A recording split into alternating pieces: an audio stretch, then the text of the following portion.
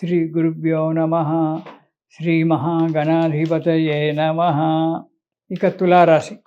ఈ రాశి వారికి ఈ నెలలో కార్యక్రమాల మీద మంచి పట్టుదల ఉంటుంది. ఆశించినటువంటి ఒక ఆదాయం లభిస్తుంది. కానీ కొన్ని పనులు సునాయాసంగా నెరవేరిన కొన్ని ముఖ్యమైన పనులు మాత్రం చాలా కష్టపడవలసి వస్తుంది. కొత్త పనులు ప్రారంభించడం జరుగుతుంది. మీరు చేసిన పనులలో ఆదరణ బాగా పెరుగుతుంది. 10 మంది చేత మెప్పుపడడం జరుగుతుంది. ముఖ్యంగా ఉద్యోగస్తులకు కార్యాలయాలలో అధికారుల చేత మెప్పులు పొందడం జరుగుతుంది. శ్రమకు తగ్గినటువంటి ఫలితాన్ని కూడా పొందడం జరుగుతుంది. అందరి చేత ఆనందంగా ఉంటారు. ఇంతకుముందు పెండింగులో ఉన్నటువంటి ఏవైతే కార్యక్రమాలు ఉన్నాయో ఆ కార్యక్రమాలు తొందరగా నెరవేరుతాయి. ఆ భగవంతుని యొక్క అనుగ్రహం వల్ల ఆ కార్యక్రమాలు నెరవేరి మీకు అమితమైనటువంటి సంతోషాన్ని ఇస్తుంది ఈ జనవరి నెలలో తులారాశి వారికి. ఇక 1వ వారం కనుక చూసుకున్నట్టయితే ఆదాయం మంచిగా ఉంటుంది. చేసే వృత్తిలో వ్యాపారంలో ఆదాయం బాగా ఉంటుంది. ఆర్థిక పరిస్థితి కూడా ఆనందాన్ని ఇస్తుంది. ఇంటికి సంబంధించినటువంటివి అవసరం ఉన్నటువంటి కొన్ని కొత్త వస్తువులు కొనుక్కొని రావడం జరుగుతుంది. ఈ ఆలోచన మీకు ఎంతో కాలం నుంచి కొనాలి అని చెప్పి అది జరగడం లేదు. ఆ భగవంతుని యొక్క అనుగ్రహం వల్ల ఈ జనవరి నెలలో మీ ఇంట్లో మీరు కొత్త వస్తువులు కొనుక్కొని పెట్టుకోవడం అనేటువంటిది జరుగుతుంది. కానీ కొనేటప్పుడు మాత్రం చాలా జాగ్రత్తగా ఆలోచించి కొనండి. కొన్ని చిన్న చిన్న ఆటంకాలు ఏర్పడవచ్చు. కానీ అవి వెంటనే సమసిపోతాయి. కానీ మనోధైర్యాన్ని వదిలిపెట్టకండి.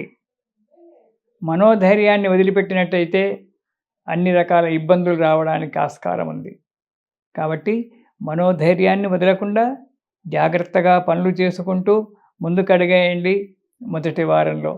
ఇక 2వ వారంలో కనుక చూసుకున్నట్టయితే మీరు మన భారతీయ సాంప్రదాయానికి మీ యొక్క వంశ ఆచారానికి మంచి ప్రాధాన్యత ఇవ్వడం జరుగుతుంది.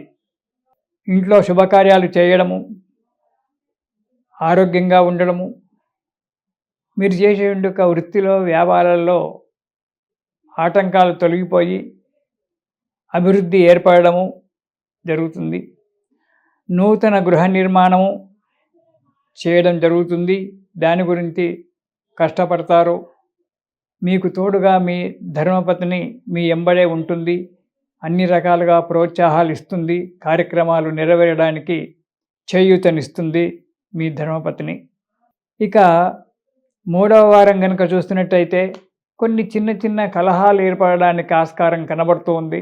భార్యాబిడ్డలతో కావచ్చు, మీ గృహస్థులతో కావచ్చు, చిన్న చిన్న పోట్లాటలు జరగడము, అనుకోని ఇబ్బందులు రావడము అనేటువంటిది జరుగుతుంది.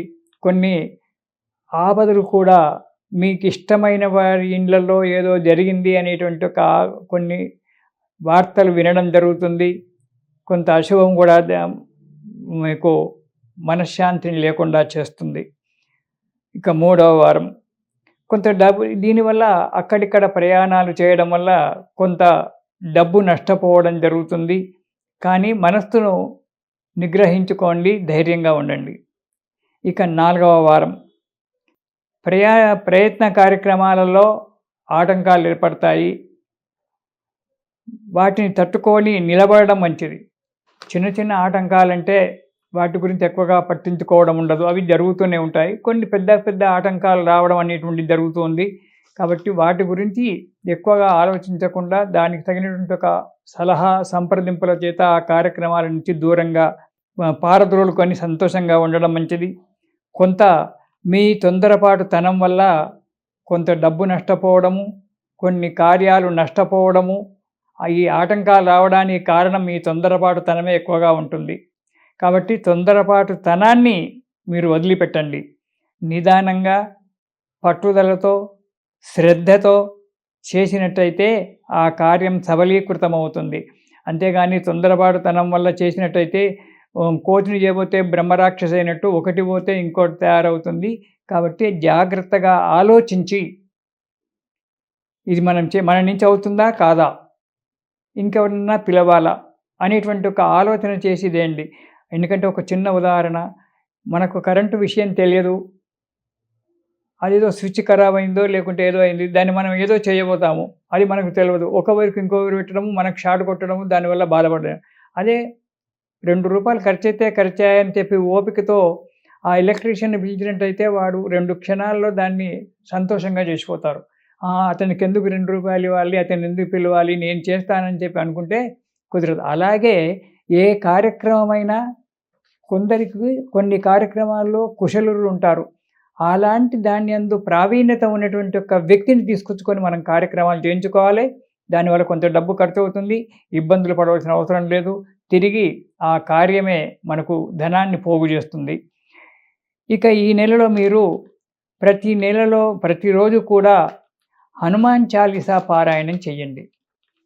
తులారాశి వారు జనవరి నెలలో ప్రతిరోజు కూడా హనుమాన్ చాలీసా పారాయణం గనక చేసినట్టయితే ఆ ఆంజనేయ స్వామి యొక్క అనుగ్రహం వల్ల సుఖంగా, సంతోషంగా ఉంటారు.